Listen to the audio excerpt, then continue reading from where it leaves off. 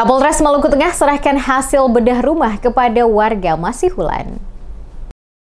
Kepolisian Resor atau Polres Maluku Tengah melakukan program bedah rumah warga negeri administratif Masihulan, Kecamatan Seram Utara, Kabupaten Maluku Tengah. Rumah yang dibedah merupakan milik Silas Limehue, 82 tahun, dan istrinya yang kini berusia 93 tahun. Keduanya merupakan korban terdampak konflik antar warga beberapa waktu lalu yang menyebabkan rumah mereka hangus terbakar. Kepala Seksi Humas Polres Maluku Tengah, Ibtu Ahmad Yani Rumah Soreng, menjelaskan bahwa seluruh biaya pembangunan rumah tersebut berasal dari swadaya personel Polres Maluku Tengah. Dalam waktu 10 hari, rumah Silas Limehue berhasil disulap menjadi hunian sederhana yang layak.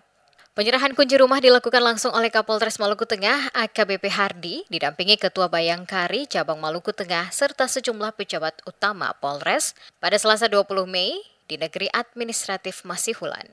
Menurut Rumah Soreng, bedah rumah ini merupakan wujud nyata kepedulian Polri, khususnya Polres Maluku Tengah, untuk membantu masyarakat yang terdampak musibah dan kurang mampu.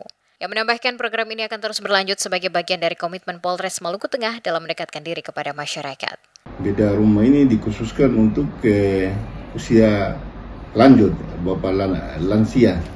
Rumah yang dibedah itu satu rumah. Silas Limehue menyampaikan rasa syukur dan terima kasihnya atas bantuan tersebut.